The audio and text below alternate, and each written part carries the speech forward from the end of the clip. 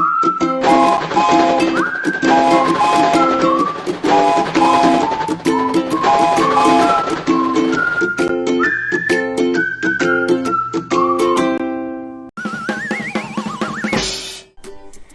दोस्तों, good news club में आप सबका स्वागत है। तो क्या आप तैयार हैं आज के एपिसोड के लिए?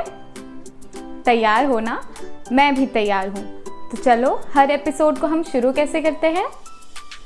हाँ, प्रार्थना के साथ। तो हम हाथ जोड़ेंगे और आंखें बंद करेंगे और परमेश्वर से छोटी सी प्रार्थना करके गुड न्यूज़ क्लब की शुरुआत करेंगे। चले? चलो आंखें बंद करें सब। बंद हुई? हाँ, बंद हो गई। चलो। प्यारे पिता परमेश्वर, हम आपका धन्यवाद देते हैं इस खूबसूरत दिन के लिए। आप इतने महान हैं, सर्वशक्तिमान हैं और आप हमारा हर दिन ख्याल रखते हैं, उसके लिए हम आपको धन्यवाद देते हैं परमेश्वर। आज के गुड न्यूज़ क्लब के एपिसोड को हम आपके हाथों में सौंपते हैं। हर एक इंसान जिसने इसे बनाने में मेहनत की और हर एक बच्चा जो ये एपिसोड देख रहा है, उन्हें आशीष दे और हर उस बच्चे से बात करें और उनको आपका प्यार महसूस करने में मदद करें और वो हर एक एपिसोड से कुछ नया सीख पाए और आपके और करीब आ पाए। इसके लिए हम प्रार्थना करते हैं। ये पूरे एपिसोड को आपके हाथों में सौंपते हैं, यीशु मसीह के नाम से मांगते हैं, आमीन। तो क्या आप लोग तैयार हो? अब गाना गाने का समय आ रहा है ना?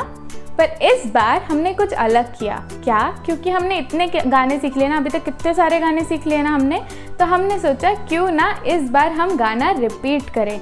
तो देखते आज हम कौन सा गाना फिर से याद करने वाले हैं। तो इस बार क्योंकि हम उसे पहले ही सुन चुके हैं, तो आप सब भी साथ में ज़ोर से जोश में गाना, ठीक है? तो जाके देखते हैं आज कौन सा गाना है। चले?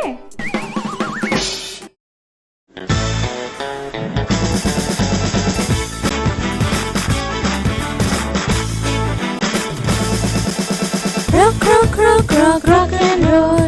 Come children, we'll rock and roll. Rock, rock, rock, rock, rock and roll. Come children, we'll rock and roll. Jhoom nachega, we'll rock and roll. Oh Jesus, we'll do rock and roll. Jhoom nachega, we'll rock and roll. Oh Jesus, we'll do rock and roll. खुशियाँ मनाए सारे जग को बताए, खुशियाँ मनाए सारे जग को बताए। यीशु आए जग में पापों से बचाने हमको। Rock, rock, rock, rock, rock and roll. Come children, we'll rock and roll. Rock, rock, rock, rock, rock and roll. Come children, we'll rock and roll. तो दोस्तों, क्या आप लोगों को याद आया गाना? आया? कितनों को याद था? हाथ उठाओ। हाँ, काफ़ी लोगों को याद था। कोई और कुछ को याद नहीं था, पर कोई बात नहीं, हम ऐसे बीच बीच में गाने याद करते रहेंगे तो हमें सारे गाने फट से याद हो जाएंगे। पर मैं बहुत खुश लग रही हूँ ना, क्योंकि ना मैं कल एक ट्रिप पर जा रही हूँ और मैं इतनी ज़्यादा एक्साइटेड हूँ, मैं इतनी खुश हूँ कि मैं कल ट्रिप पर जा रही हूँ। और मैं ना मेरी दोस्त एन के साथ जा रही हूँ। आपने एन को देखा है ना? याद है आपको एन? क्यों ना मैं उसको फ़ोन लगा और मैं पूछूँ उसकी पैकिंग वैकिंग हो गई क्या? एन, हाँ एन हो रहा है। हाय एन। हाय, कैसी हो? मैं ठीक हूँ, आप कैसे हो? मैं भी बढ़िया हूँ एकदम। मैं इतनी एक्साइटेड हूँ, कल से अपन ट्रिप पर जा रहे हैं ना। तुम्हारी पैकिंग हो गई? वो ट्रिप के बारे में मुझे थोड़ा बात करना था। मैं कल नहीं आ रही हूँ। ये क्या बोल रही हो एन? हमने कब से प्लान बनाया हुआ था ना, कितने पहले से हमने ये प्लान बनाया है। तुम ऐसे आखिरी वक्त पर तुम कैसे बोल सकती हो कि तुम नहीं जाओगी? तुम अपना वादा तोड़ रही हो। तुमने मुझसे वादा किया था ना एन। मैं अपने दूसरे दोस्तों के साथ जा रही हूँ ना बाहर, तो मैं नहीं आ सकती ट्रिप पे। हमने ये प्लान जनवरी में बनाया था ना एन, जनवरी में बनाया था। अब तुम एक दिन पहले कैसे अपना वादा तोड़ रही हो कि तुम नहीं आओगी? मुझे कोई अच्छा रीज़न तो दो। अब जो है वो रीज़न यही है, मैं नहीं आ सकती ट्रिप पे। मुझे आना भी नहीं है और मैं जा रही हूँ, मुझे बहुत काम है अभी। बाय। इतना गुस्सा आता है ना, इतना बुरा लगता है ना मुझे जब भी मेरा कोई दोस्त ऐसे वादा तोड़ देता है।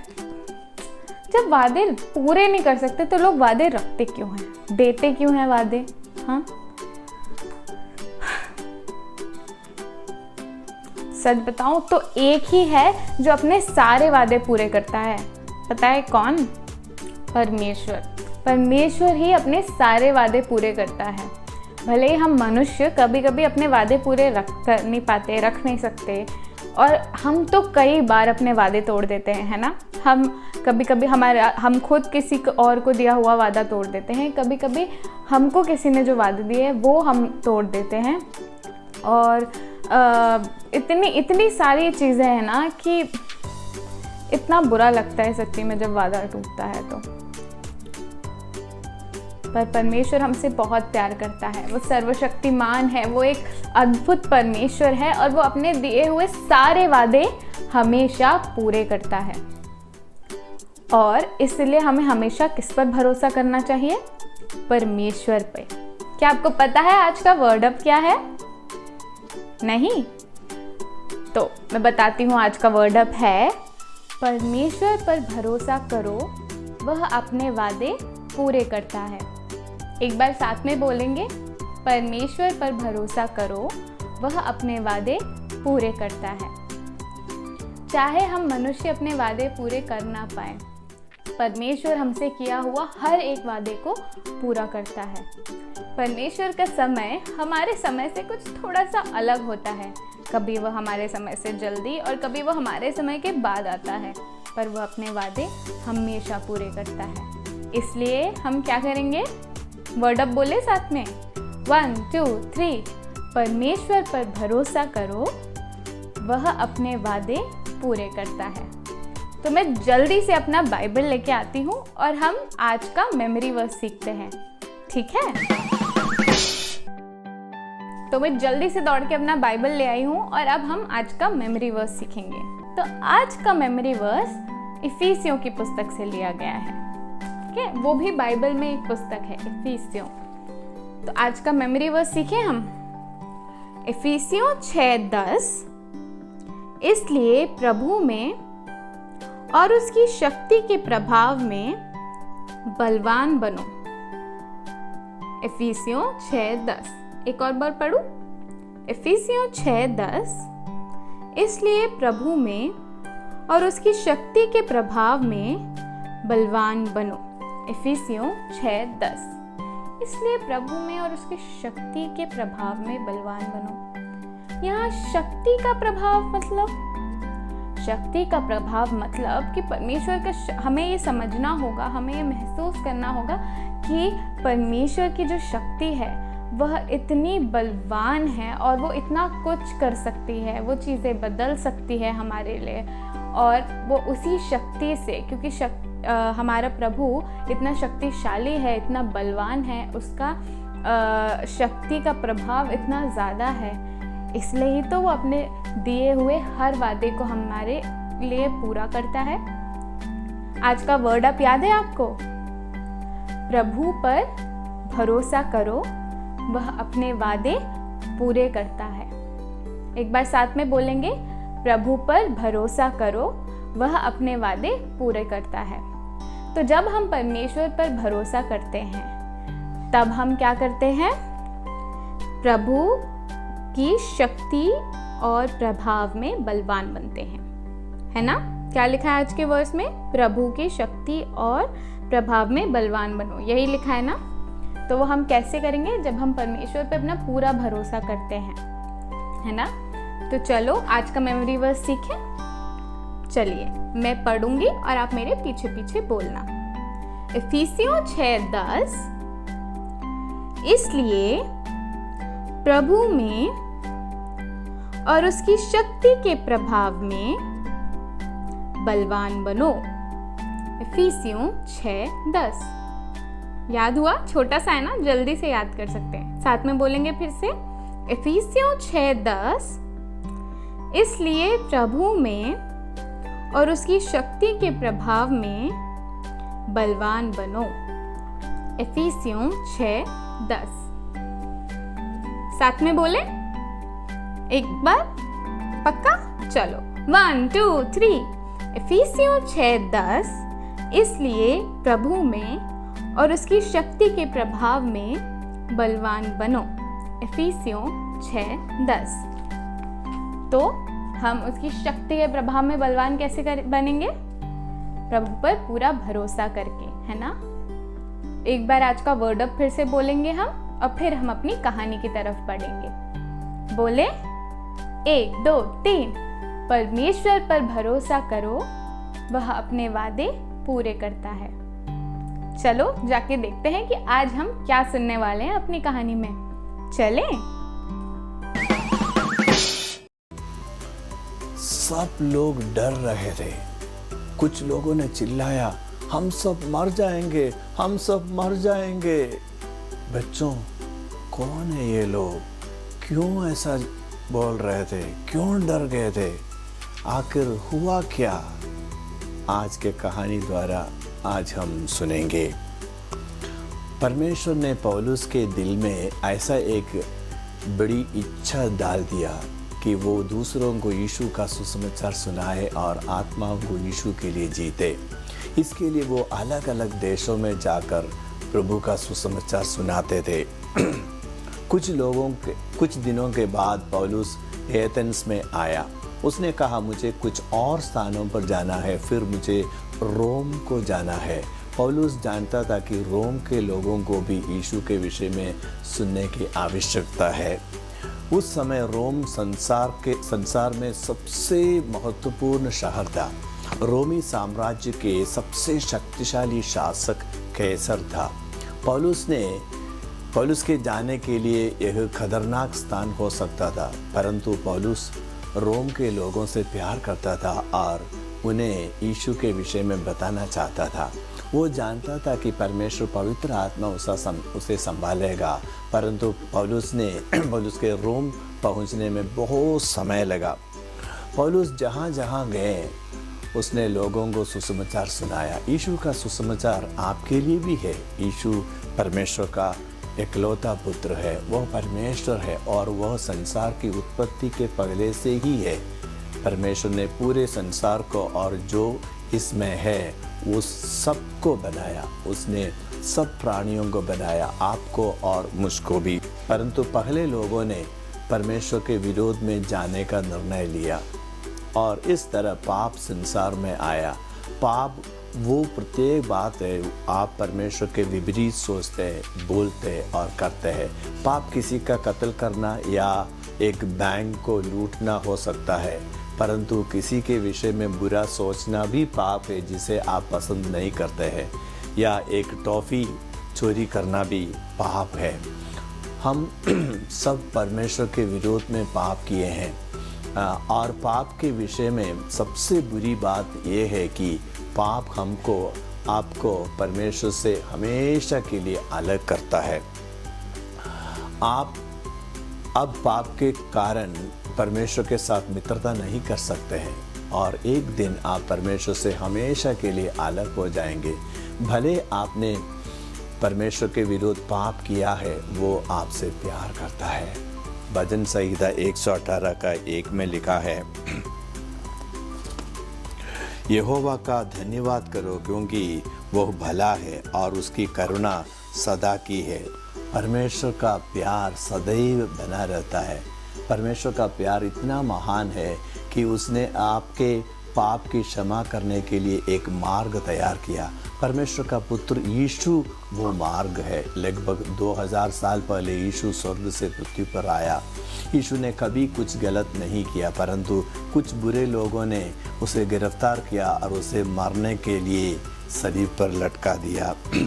यीशु उन्हें रोक सकता था, परंतु उसने उसे मारने दिया, क्योंकि वो जानता था कि इसी तरह मैं और आप पाप के दंड से बचाए जा सकते हैं और परमेश्वर के साथ मित्रता कर सकते हैं। परमेश्वर का वचन कहता है, पहला पतरस 3:18 में लिखा है, इसलिए कि मसीह ने भी अर्थात अधर्मियों के लिए धर्मी ने पापों के कारण एक बार दुख उठाया ताकि हमें परमेश्वर के पास पहुंचाए। तो इसमें लिखा है परमेश्वर ने अधर्मियों के लिए, हम सब के लिए, आपके लिए, मेरे लिए अपना जान दे दिया। पौलुस यीशु के सुसमाचार को रोम में बांटना चाहता था, परंतु वो अभी तक ऐसा नहीं कर पाया था। रोम जाने के बजाय पौलुस अभी यरूशलेम में आया। जब पौलुस यरूशलेम में आकर सुसमाचार का प्रचार कर रहा था, लेकिन यहूदी लोग उसके कारण क्रोधित थे, गुस्से में थे। उन्होंने उसे लोगों को यीशु के विषय में बताने के कारण गिरफ्तार किया। लेकिन उस दिन पौलुस को एक विशेष अतिथि मिलने के लिए आया। प्रभु यीशु उस पर प्रकट हुआ और कहा, प्रेरितों के काम 23:11 में लिखा है, मैं पढ़ के सुनाना चाहता हूँ। उसी रात प्रभु ने उसके पास खड़े होकर कहा, हे पौलुस, ढाढ़स बांध, क्योंकि जैसी तूने यरूशलेम में मेरी गवाही दी, वैसे ही तुझे रोम में भी गवाही देनी होगी। वाह, परमेश्वर ने एक वादा किया उनसे। मतलब परमेश्वर चाहता था पौलुस रोम को जाए। पौलुस को यरूशलेम में सुनवाई के लिए रखा गया था। उससे कहा गया कि वो कैसर के सामने जाकर अपने केस को रखे। पौलुस 2 साल तक कैदी था और वो रोम जाने के लिए प्रतीक्षा कर रहा था, परंतु परमेश्वर ने अपनी प्रतिज्ञा को भूला नहीं। अंत में पौलुस रोम में कैसर के सामने जाने के लिए जहाज में बैठा। जब यात्रा शुरू हुई, पौलुस अभी भी एक कैदी ही था। उन दिनों में किसी स्थान पर जाने के लिए कई दिन लग जाते थे और यात्रा के दौरान कई स्थानों पर रुकना पड़ता था। यह लगभग सर्दी का या ठंड का मौसम था, जो यात्रा के लिए उतना अच्छा समय नहीं था। बहुत से तूफान आते थे और यह खतरनाक होता था। पौलुस जानता था कि साल के इस समय समंदर में यात्रा करते रहना एक बुरा विचार था। उसने सूबेदार को ये बात बताया, जो कि कैदियों के पहरेदार था, लेकिन सूबेदार ने पौलुस की बात नहीं सुना। पौलुस केवल एक कैदी था, सूबेदार उसकी क्यों सुनेगा। पौलुस परमेश्वर पर भरोसा किया कि वो उसे रोम के कैसर से मिलने के लिए पहुंचाएगा। शुरुआत में यात्रा अच्छी गई, वायु उनके साथ चल रही थी। फिर अचानक एक तूफान आया। जहाज के चालकों ने जहाज को सही दिशा में रखने के प्रयास किया, परंतु शीघ्र ही उन्होंने नियंत्रण खो दिया और तेज हवा ने जहाज के समंदर में उछाल दिया। तीसरे दिन उन्होंने जाना वो सभी मर सकते हैं। उन्होंने जहाज में से सब सामान को फेंक दिया जिसे वो फेंक सकते हैं। जहाज को हल्का करने के लिए प्रयास करने के लिए भारी सामान को उठाकर फेंकने लगे, और परंतु इससे कोई फ़ायदा नहीं हुआ। जैसे लहरें जहाज को उछाल रही थी, तो उन्होंने जाना कि उनके बचने की कम संभावना है। क्या पौलुस रोम पहुंचेगा? आप क्या सोचते हैं? भले ही यह बहुत भयानक तूफान था, परमेश्वर पौलुस के साथ अपनी प्रतिज्ञा को पूरा करेगा। यदि आप यीशु पर विश्वास करते हैं तो आप जान सकते हैं कि परमेश्वर पर भरोसा किया जा सकता है, क्योंकि वो अपनी प्रतिज्ञाओं को पूरा करेगा, क्योंकि परमेश्वर विश्वास योग्य परमेश्वर है। भले कुछ भी क्यों ना हो, क्या आपके जीवन में कुछ ऐसा है जिसके कारण आप निर्बल महसूस करते हैं?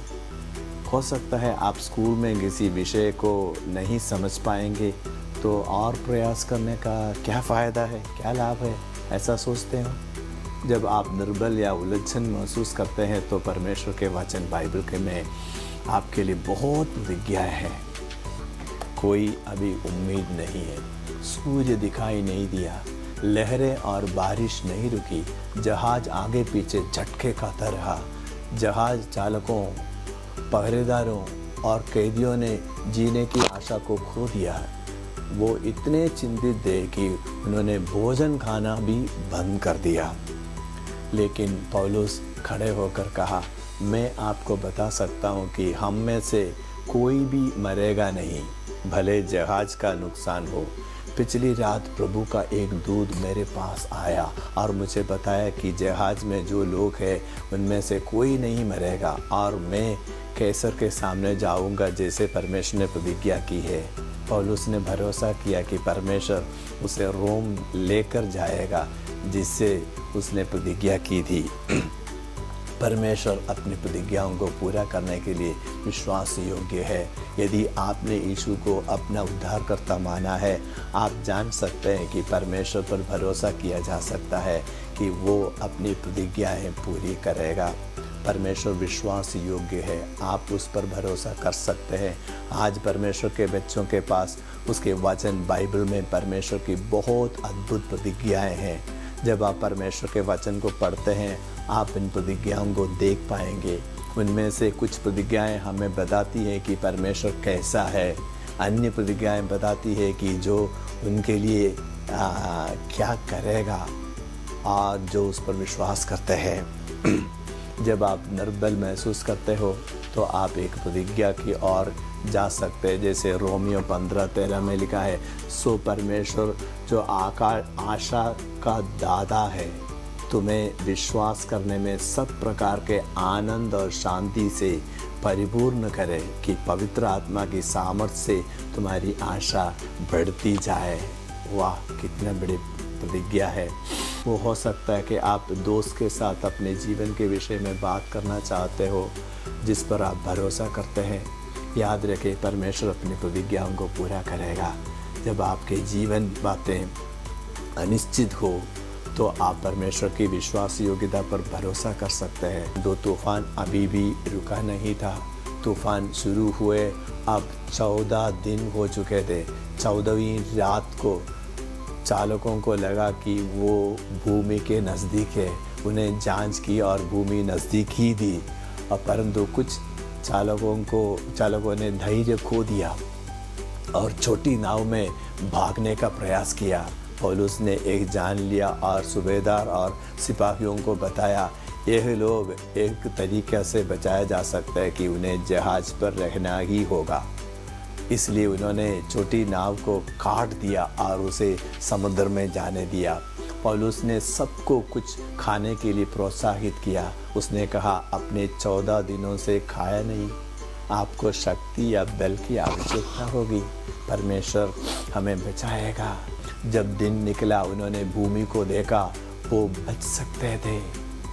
उन्होंने जहाज को भूमि की ओर ले जाने का प्रयास किया, परंतु यह एक धमाके के साथ एक चट्टान से टकराया।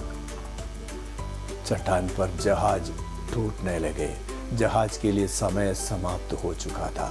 सिपाही सभी कैदियों को मारना चाहते थे ताकि कोई भाग न जाए, परंतु सूबेदार ने उन्हें ऐसा न करने का आदेश दिया, क्योंकि वो पौलुस का जीवन बचाना चाहता था। सूबेदार ने आदेश दिया, जो कोई तैरना जानता है वो छलांग लगाए और किनारे तक तैरता हुआ जाए। यदि आप तैर नहीं सकते हैं तो एक लकड़ी को पकड़ो और इस तरह अपने आप को बचाओ। लोगों ने वही किया जो सूबेदार ने कहा था, और जहाज के सभी 270 लोग किनारे तक सुरक्षित पहुंच गए। परमेश्वर ने सबको सुरक्षित रखने की अपनी प्रतिज्ञा को पूरा किया। उन्होंने जाना कि वो माल्टा टापू पर है। लोगों ने उनका स्वागत किया और उनकी आवश्यकताओं को पूरा किया। पौलुस ने माल्टा के लोगों को यीशु के विषय में बताया, और परमेश्वर ने बीमारों को चंगा करने के लिए पौलुस को इस्तेमाल किया। अंत में 3 महीने के बाद पौलुस को और जहाज पर जा पाया। परमेश्वर ने अपनी प्रतिज्ञा पूरी की और पौलुस रोम में पहुंच गया।